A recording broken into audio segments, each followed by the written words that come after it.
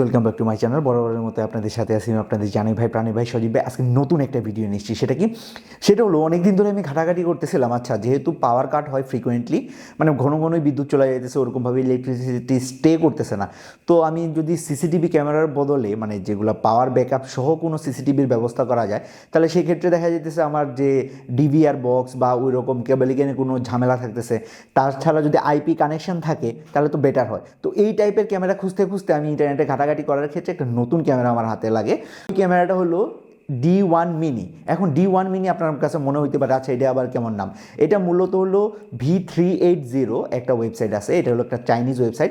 ওরা বিভিন্ন টাইপের যে আপনার সিসিটিভি ক্যামেরা বা আইপি ক্যামেরা তৈরি করে। এর মধ্যে আছে আপনার বাল্ব ক্যামেরা, যে সমস্ত বাজারে দেখবেন কম দামের 800 টাকা বা 1200 টাকা বা 1400 টাকা এরকম দামের ভিতরে যে সমস্ত bulb camera, security bulb camera, বা দেখবেন ছোট ছোট ফোনের মধ্যে থাকে বা ডিএস লাইটের বা লাইটারের ভিতরে থাকে, ওরকম যে ক্যামেরাগুলো আছে ওই টাইপের ক্যামেরাগুলো মূলত ওরা তৈরি করে। এগুলো বিভিন্ন সিকিউরিটি পারপাসে ব্যবহার করা হয়। তো এই যে D1 মিনি, এই ক্যামেরাটা মূলত আপনি কেন নেবেন এবং কিসের জন্য নিলে আপনার সবচেয়ে বেটার হয় এবং এর পজিটিভ সাইডগুলো কী আছে এবং নেগেটিভ সাইডগুলো কী আছে সেটা জানবো আমরা এই পুরো ভিডিও জুড়ে।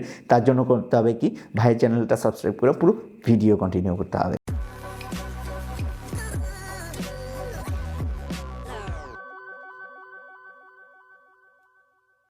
ফার্স্ট প্রথমেই যে সিসিটিভি ক্যামেরাটা এটা আপনাকে দেখাই। আমি মূলত এই সিসি ক্যামেরাটার আউটলুকটা দেখেই আমি মূলত এটা নেওয়ার সিদ্ধান্ত নেই।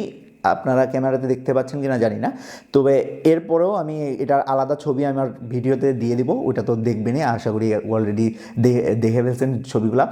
তো এই ক্যামেরাটা নেওয়ার আমার প্রথম উদ্দেশ্যটা ছিল মূলত, যেহেতু ফ্রিকোয়েন্টলি পাওয়ার কাট হয়, যদি একটা ক্যামেরার সাথে অলরেডি ব্যাটারি ইনস্টল করা থাকে তাহলে তো যখনই পাওয়ার কাট হবে দেখা যাচ্ছে ভিডিওটা স্টপ না হয়ে অটোমেটিক ওটা আপনার ব্যাকআপ মোডে চলে যাবে এবং ভিডিওটা কন্টিনিউ হতে থাকবে, অনেকটা মোবাইল ফোনের মতো। যেমন মোবাইল ফোনে আমাদের ব্যাটারি ব্যাকআপ থাকে, তো আলটিমেটলি দেখা যাচ্ছে 4 ঘন্টা বা 5 ঘন্টা এরকমভাবে ভিডিও দিবে।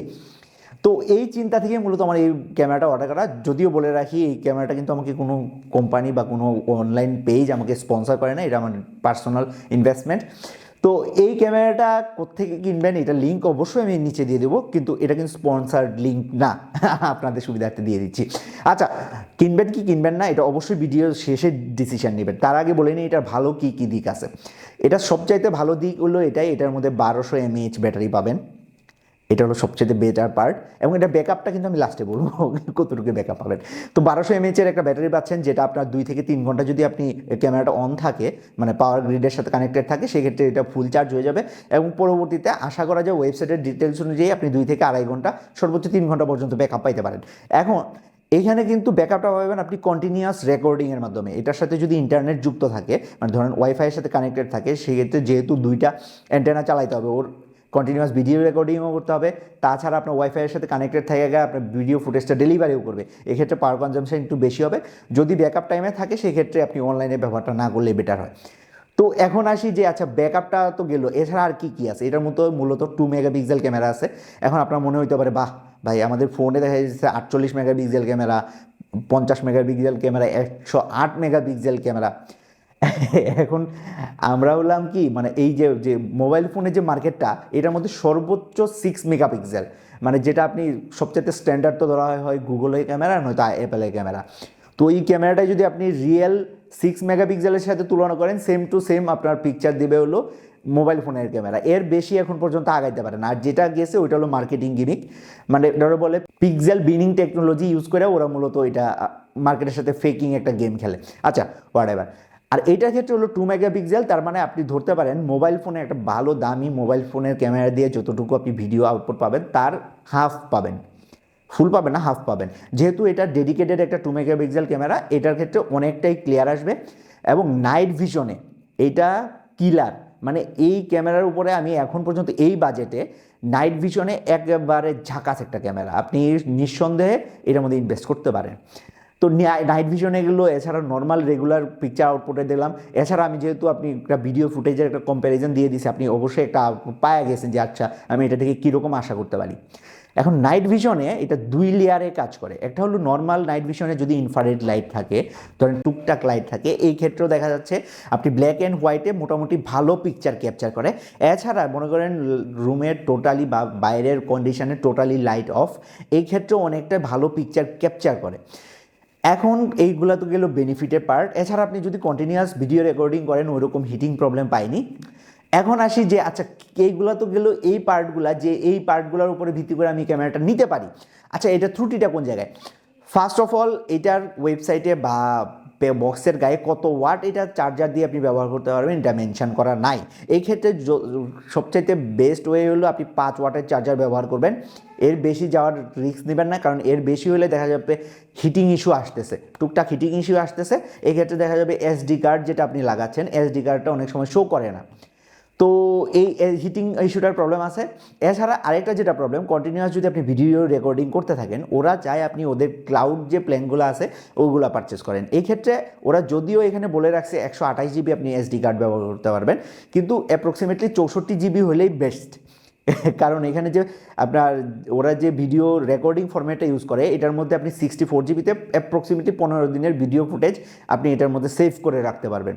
এখন আসি যে আচ্ছা আমি যদি এসডি কার্ড ব্যবহার করি, এক্ষেত্রে সীমাবদ্ধতা, আপনি ক্লাস 1-এর এসডি কার্ড ব্যবহার করতে হবে, মানে অফিসিয়াল যে কোনো এসডি কার্ড ব্যবহার করলেই কেবলমাত্র এটার মধ্যে সার্ভাইভ করা সম্ভব। এছাড়া আমাদের মার্কেটে যে সমস্ত কম দামের এসডি কার্ডগুলো পাওয়া যায়, অধিকাংশ এসডি কার্ডে কিন্তু ক্লোন করা থাকে। ওই ক্লোন এসডি কার্ডগুলো এটার মধ্যে যে পরিমাণ হিটিং ইস্যু হয়, ওই পরিমাণ হিট হওয়ার কারণে ওইগুলা দেখা যাচ্ছে আনসাপোর্টেড দেখা যায় যে ফাইল করাপ্টেড বা আনসাপোর্টেড এরকম ওয়ার্নিং আসতে থাকে আপনার ফোনে, যে কারণে এটা একটা বড় আরেকটা প্রবলেম। কারণ আপনি 300-400 টাকার এসডি কার্ডের জায়গায় আপনি অফিসিয়াল এসডি কার্ড নিতে গেলে দেখা যাচ্ছে 800-900 টাকার এসডি কার্ড লাগতেছে। আরেকটা যেটা প্রবলেম সেটা হলো আপনি যদি অনেক সময় দেখা যাচ্ছে যে টানা ভিডিও হচ্ছে 2-3 দিন পরে দেখা যাচ্ছে হট করে আপনার ক্যামেরাটা শাটডাউন হইতে পারে, যে শাটডাউন হয়ে আবার রিস্টার্ট হইতেছে। এখন এই সমস্ত প্রবলেমগুলো যদি আপনি মাথায় রাখার পরেও আপনি এটা জিনিসটা ট্রাই করতে চান, আপনি ট্রাই করতে পারেন।